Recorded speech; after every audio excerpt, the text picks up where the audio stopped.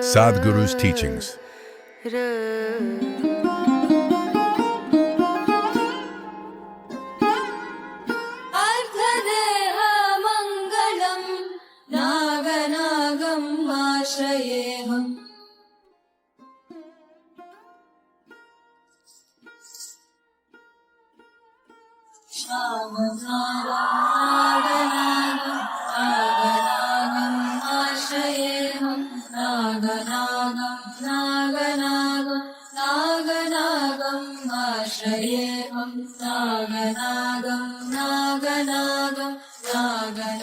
In yoga, the word Naga and the word Kala are used synonymously. Both mean the same thing in a way.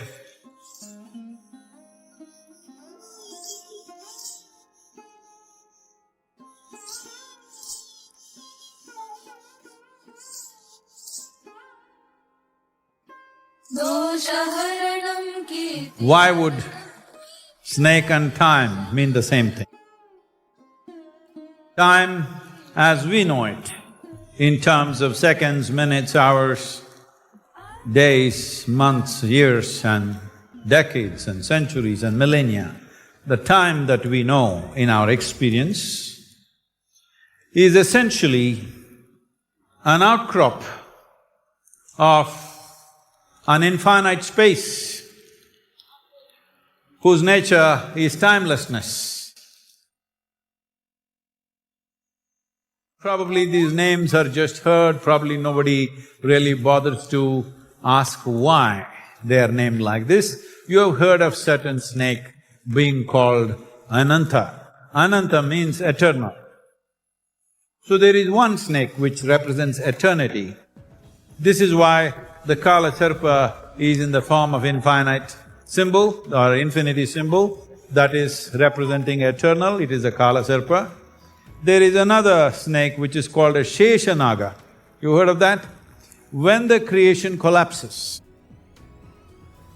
when galaxies collapse, there will be some residue left.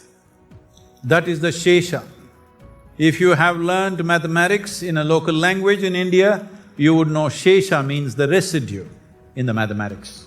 What is left over? What is the remainder? In English it's called the remainder. That is the Shesha. So this is the Shesha Naga, one who is left over from previous creations. So one who is left over is very vital for the next creation to happen, to have some kind of information which can go into the next making of the creation. So, when we say creation, we mean everything. We don't mean a universe or a galaxy or a planetary system, we mean everything. Everything that is created at some point collapses. In that there is a Shesha or something that is a reminder which becomes the basis for the next creation. This is the 84th creation according to the yogic sciences. When we say this is the 84th creation, we have not arrived at it by going and looking into the galaxies and cosmic spaces as to what is happening there. By looking into this one, we see there is a record of 84 creations. That is the Shesha in us, the reminder in us that there have been 84 creations. How many more can happen? Well, up to 112 can happen. The 112, beyond that, the creation will not be of physical nature, will be of pure energy form. This is what it means by saying only 112 chakras are physically manifest, rest or above the body or beyond the body means they are beyond physical nature. So the future creations, we are not talking in terms of years or centuries or millennia or even millions of years, it is many billions of years probably. So, having said that, these are two important aspects of Naga. One is Kala, in the Kala there is one which is Ananta, another which is Shesha. The third one is Karkotaka, which is what these three aspects that we are handling here.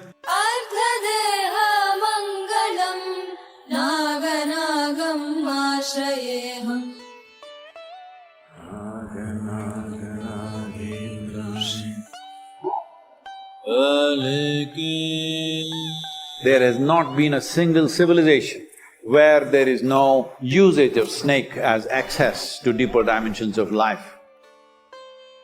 In nearly over 800 years, a proper consecration of Naga has not happened. This guy is special that way.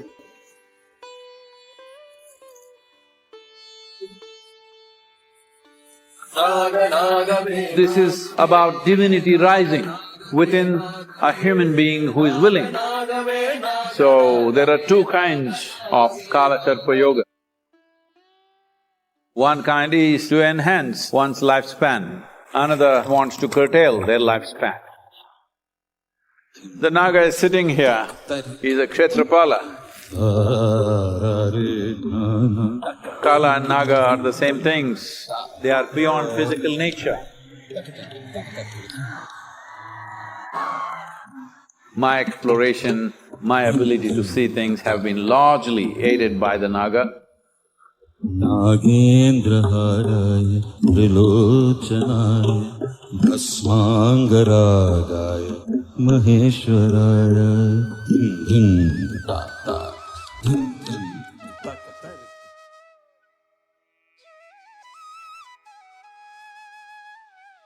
Tantra is willing to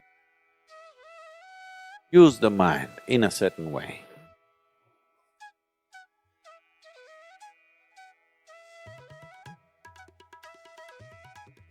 Tantric processes need elaborate visualization. Elaborate. Very sophisticated levels of visualization to a point where it manifests. To make mental process just like a physical process is what Tantra is trying to do. To make imagination so strong that after some time it is like physical. You actually create a ghost or you create a god, both are possible. Both are possible, any kind of form you want, you can actually create it, manifest it and make it walk.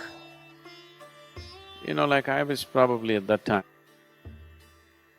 standard, means I'm 5, 6, 7 I think, second, third standard I must have been. And I have a cousin brother, who's a no good fellow. So at that time, in my mind, like if I'm sitting like this, I can be engaged in my mind for hours on end without any communication with anybody, because I'm setting up all kinds of things. I loved Mysore Zoo so much, I want to have my own zoo. So I designed my own zoo. I didn't call it a zoo, it was a world by itself, where animals were not locked as I wanted them, they were all over the place.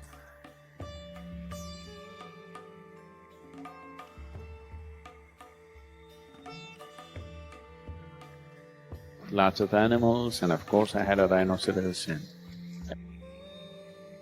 So this fellow, one day something, he was with me and I told him, you want to see my pet animals? He said, yeah. So I just kind of took him in.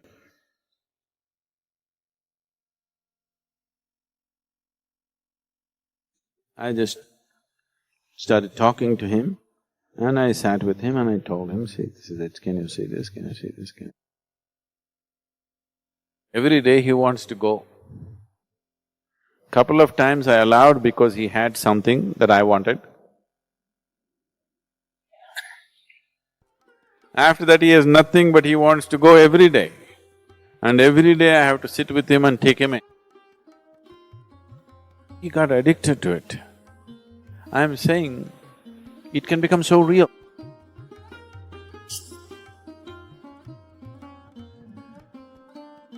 Whatever human beings are doing, use the same things to elevate yourself. This is the way of the Tantra. When it comes to the guru, he exercises tantra on the disciple in different ways, in ways that they will not know. If you get connected like this energy-wise with a powerful deity, capabilities that are enshrined into that deity becomes available to you. Someday you must do that with me, or if you find me unattractive, you can do it with Dhyanalinga. Tantric processes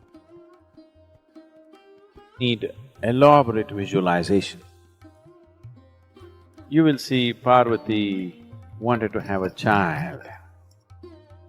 The epithelial cells from your body, earth for the material, your own energy and your mind, you make a baby out of it and it stands up. Once we initiate people into tantric processes, we cannot leave them alone because technology is an evolving process. With tantric practices or tantric methods, the change is dramatic. Tantra is a series of initiations. More than the practice, it's a series of initiations. When you went into it, how you were, when you came out of it, you're not the same person anymore. The Tibetans, because they came from a culture which was steeped in occult, they were looking for magic, they want things to happen. They added Rakinis and Dakinis and everybody to Buddha. In the tantric principle, everything fits in because there's no principle. The principle is of unity.